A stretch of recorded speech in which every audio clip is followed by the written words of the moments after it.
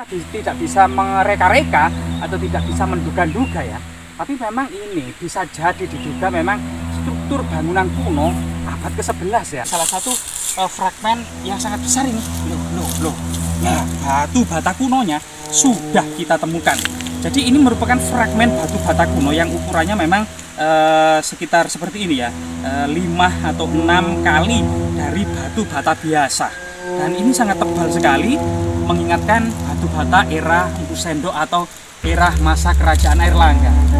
Guys, jangan lupa like, subscribe, dan komen ya kan.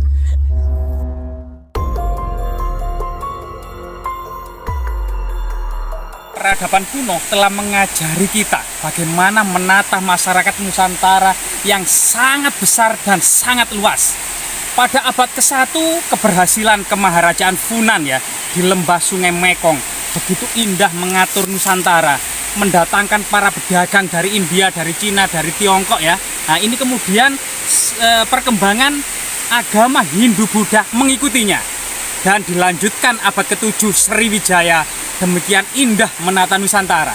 Ternyata 7 abad kemudian, setelah abad 1, abad 7 dan abad ke-14, keberhasilan kemaharajaan Majapahit menjadi kerajaan terbesar di Nusantara pada waktu itu.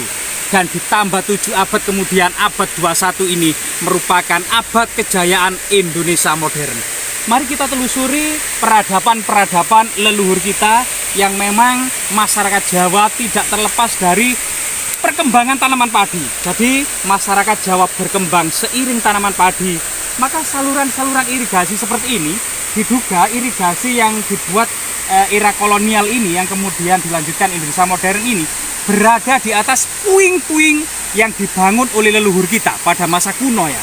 Mari kita lihat bukti-buktinya.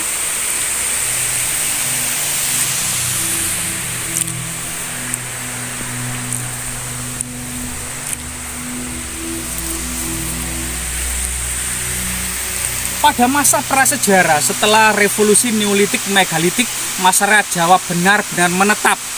Sudah tidak ada lagi desa-desa yang berpindah dari hutan satu ke hutan yang lain, membakar hutan, membabat hutan, menanami padi, meninggalkannya.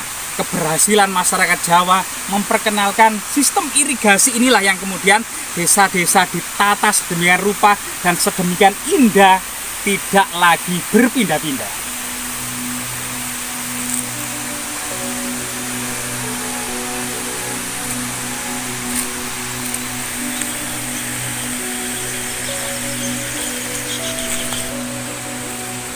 Bahkan salah satu sejarah yang hampir-hampir terlupakan adalah bagaimana leluhur ya, terutama pada masa Sriwijaya, telah menuju Madagaskar membawa umbi-umbian dan bibit pisang.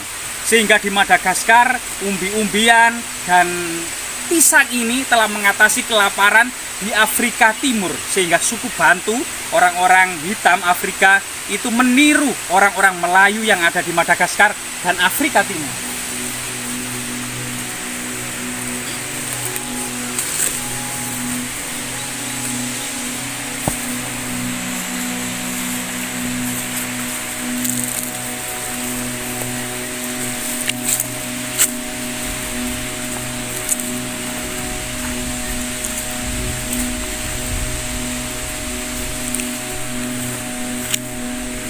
Jadi memang banyak sekali ya peradaban-peradaban di lembah sungai yang dekat dengan sungai besar karena kebutuhan akan pemenuhan kebutuhan sehari-hari akan air ya dan sungai ini seperti sungai Eufrat dan Tigris di Irak, sungai atau dikenal dengan lembah Mesopotamia ya, sungai Nil di Mesir dan sungai Huangho atau sungai Kuning di Tiongkok serta sungai Indus di India telah memainkan peranan-peranan awal dan tumbuh dan berkembangnya peradaban-peradaban besar dunia.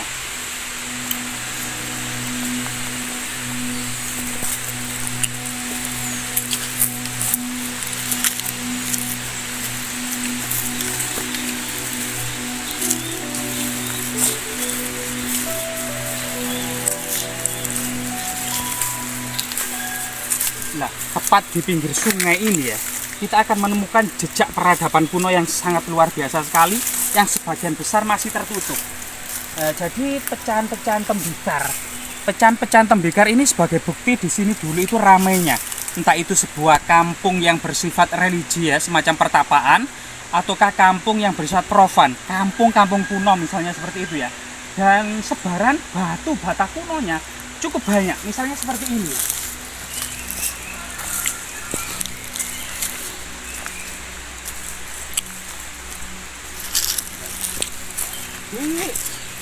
Di semak-semak belukar ini kita akan mendapati banyak sekali bongkahan-bongkahan batu bata kuno.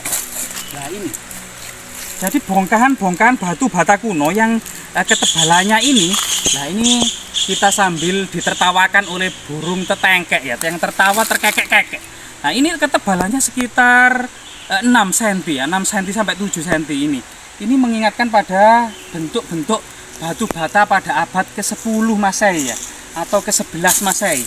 Cuman memang di sini ada yang lebih, oh ya tebal-tebal banget loh ini sekitar lebih dari 6 sampai 8 cm ya. Ini mengingatkan pada memang batu bata atau batu bata kuno yang dibuat pada abad ke-10 ke-11 Masehi.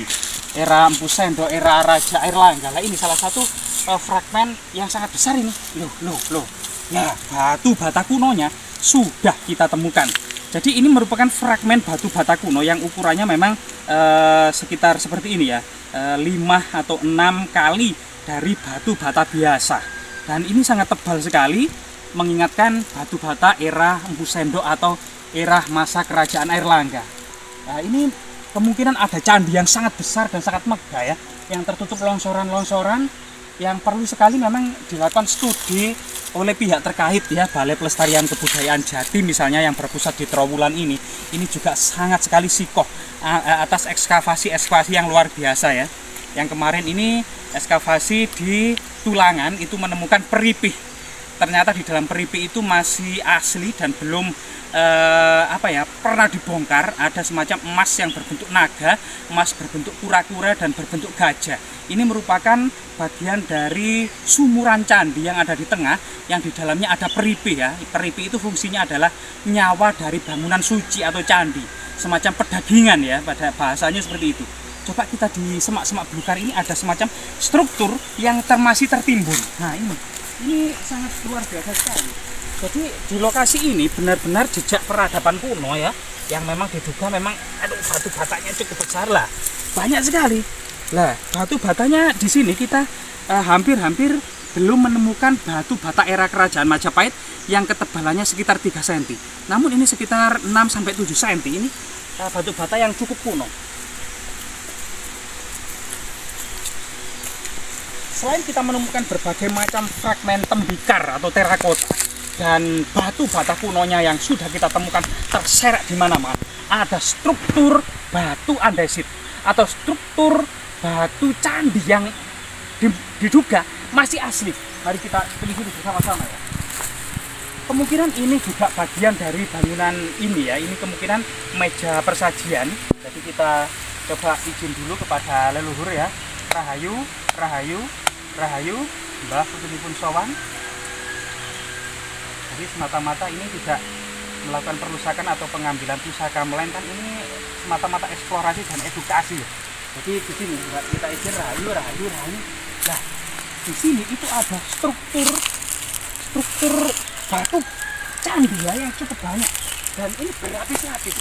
Jadi kita lihat ternyata di sini ada jejak candi yang tentunya ini membutuhkan ekskavasi yang diduga sangat besar sekali. Jadi balok batunya, batu candinya ini sangat banyak sekali, mirip dengan candi yang ada di Borobudur ya, Candi Borobudur. Balok batunya ini sangat banyak ini. Diduga ini kemungkinan memang kita tidak bisa mereka-reka atau tidak bisa menduga-duga ya. Tapi memang ini bisa jadi diduga memang struktur bangunan kuno abad ke-11 ya, era Prabu Airlangga. Karena Raja Airlangga sendiri kita ketahui awalnya itu yang mendirikan kerajaan di Kahuripan.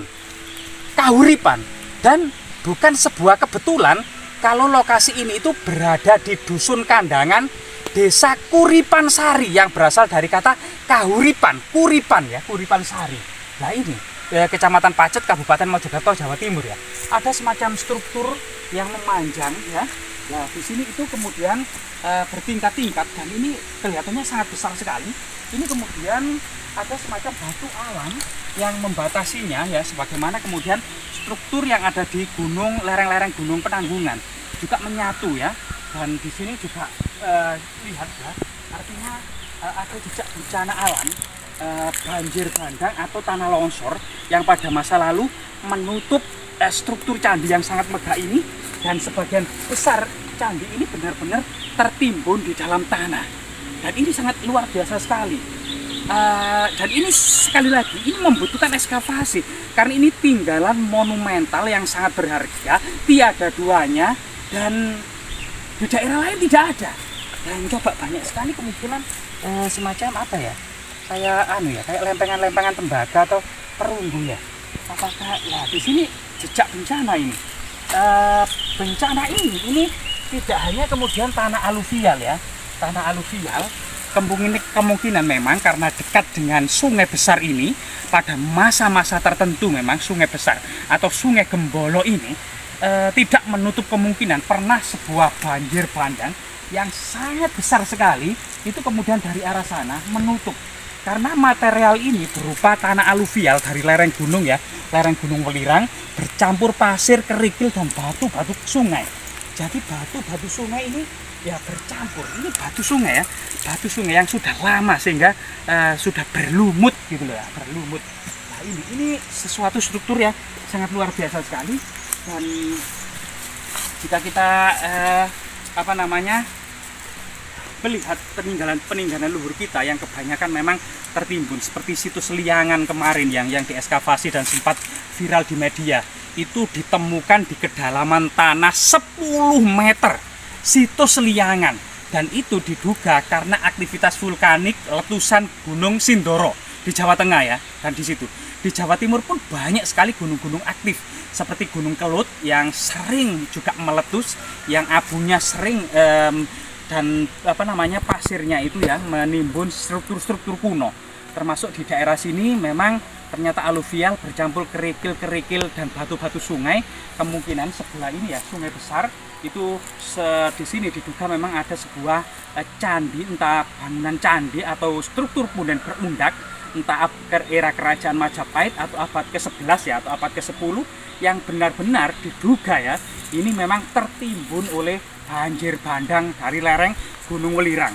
Dan ini sesuatu yang perlu dikaji, apakah Gunung Welirang itu ya pada masa kuno itu menimbulkan letusan-letusan berkala. Ini juga perlu dikaji dan perlu diwaspadai untuk kita semua yang hidup tepat di lereng Gunung Welirang.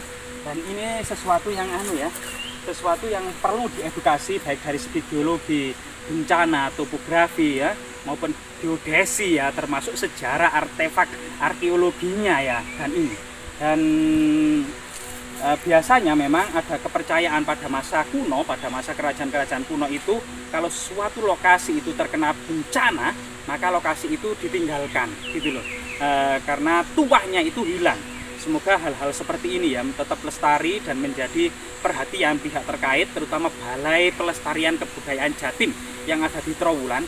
Struktur besar candi megah seperti ini yang jejak tertimbun banjir bandang dari lereng Gunung Welirang ini harus segera dikaji, diobservasi, kalau bisa diekskavasi dan direkonstruksi ulang, serta kemudian diedukasi bagaimana keterangan sejarah pada masa lalunya ya. Jas merah ya, jangan sekali-kali melupakan sejarah.